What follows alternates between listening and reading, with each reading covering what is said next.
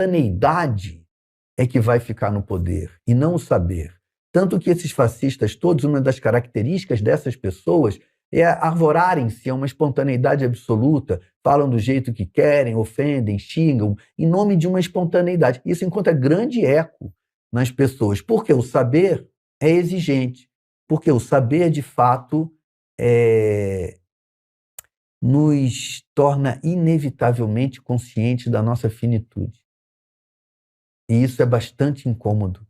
Então, para evitar a sensação permanente da finitude, a ignorância se disfarça de espontaneidade e busca o poder para então legislar um mundo que seja assim, um mundo em que não se tome vacina, para dar um exemplo bem evidente, porque é trabalhoso tomar vacina, sabendo que de fato havia um risco. Claro que havia um risco, mas era uma questão racional. O risco da pandemia era maior que o risco da vacina, infinitamente maior.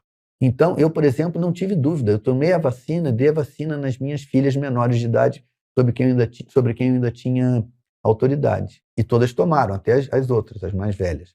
Mas era uma inquietação. Agora, se Deus diz que não precisa tomar vacina, não tem inquietação. Se existe um ser superior que decide por você o que você tem que fazer, não tem inquietação. Mas Deus não disse que não tem que tomar vacina. Não, mas algum ser humano diz que Deus disse. Falsos intérpretes da vontade divina surgem a todo dia. Cada quarteirão que você passa tem uma porta de uma falsa igreja oferecendo uma falsa leitura. Ontem eu ouvia no rádio uma coisa alucinada, um sujeito falando que Abraão pagava dízimo, que o dízimo é anterior à Bíblia. Uma conversa sem pé nem cabeça, mas que para a pessoa que não quer conhecer... Eu faço muita experiência. Para muitos cristãos, eu dou uma tradução da Bíblia do professor Frederico Lourenço, que eu adoro, que tem umas explicações sobre itens da tradução que terminam por ser extremamente elucidativas das circunstâncias em que certas passagens do Evangelho se deram. Nenhum deles lê. Cristão, eu dou a Bíblia na mão do cristão. Ele não quer ler. Ele quer acreditar na sandice que é dita pelo autonomeado pastor. Ele não quer fazer o esforço intelectual de penetrar num texto complexo como o texto dos Evangelhos. Ele quer apenas a ilusão, ele não quer nem a realidade do cristianismo. Ele só quer um mecanismo.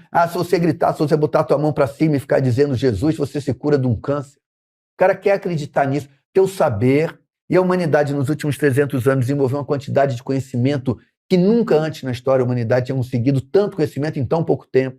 A partir do método científico, do desenvolvimento das tecnologias. É muito conhecimento. Eu acho que isso soterrou as pessoas. Eu não vejo explicação. Você é cristão? Não. Quer dizer, sou nascido e criado culturalmente dentro do cristianismo. Eu não sou cristão, mas tenho muito mais respeito por Jesus Cristo do que 90% dos cristãos.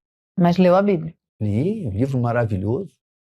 Mas não li buscando misticismo, li buscando informação histórica. E ter contato com o pensamento de uma pessoa que, no mínimo, merece a nossa atenção, porque em torno dele, coitado, se fundou tudo que a gente vive no Ocidente. Então, quem não lê a Bíblia é um despreparado para a sua contemporaneidade. Então, eu fui ler. E quando encontrei essa tradução, que é uma tradução de muito boa qualidade, feita diretamente do grego, aí li, inclusive, com alegria, porque era um texto agradável de ler. Mas leio sem religião. Isso que você está falando é tão... virão muitos em meu nome e enganarão a muito. Cristo disse isso. Ele disse isso. Cristo diz isso. Virão muitos em meu nome e enganarão a muito. E o que a gente vê nessa pregação desvairada é que essa pregação diz coisas, inclusive, contrárias ao que disse Jesus Cristo. Eles fazem uma confusão muito grande, porque a pessoa que está ouvindo não quer ter capacidade de crítica ao que ela está ouvindo. É muito fácil, quando alguém quer ser enganado, enganar a pessoa que quer ser enganada. Agora, a razão primeira desse desejo de viver uma ilusão é misteriosa. Eu suponho que ela tem a ver com a compreensão da finitude. Porque se você estudar, você vai saber que você morre. Agora, se você não estudar, você talvez possa se iludir de que você é imortal. Talvez a gente seja imortal, mas o estudo não diz isso. O que nós sabemos diz que a gente termina. Então, talvez a gente não termine, mas Do pó Viestes ao pó É uma dúvida até interessante de ter, mas é muito difícil as pessoas que estão em grande sofrimento material, estão em grande angústia no momento, terem espaço psicológico para questões, digamos assim, supérfluas, no fundo, sabe? Mas, Pedro, mesmo pessoas que não estão em grande sofrimento, que não estão passando por momentos Conveniência difíceis. econômica. Conveniência econômica. A religião é o maior negócio que a humanidade jamais inventou. Então, eu acho que existe uma grande parte da população que não está em sofrimento econômico, que tem dinheiro, que se torna um cristão apaixonado por isso para dar o golpe de Estado que eles queriam dar. Todo golpe de Estado é um movimento de enriquecimento de uma minoria.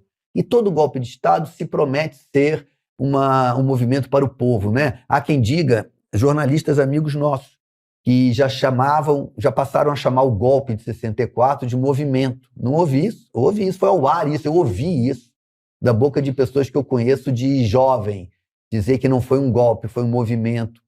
Começa a se relativizar a história, não é?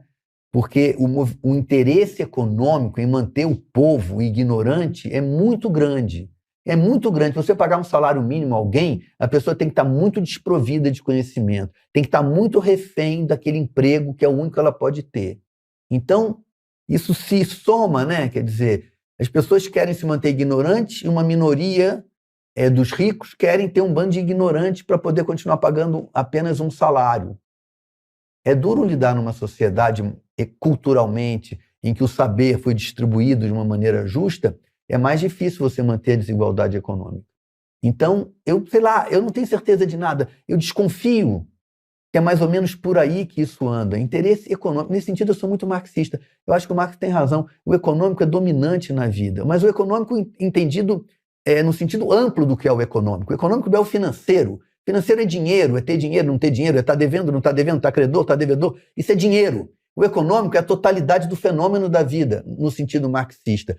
Tudo que se passa é uma economia, poderia-se dizer, é uma relação do homem com o ambiente natural e com os outros homens, e tirar disso um proveito para si.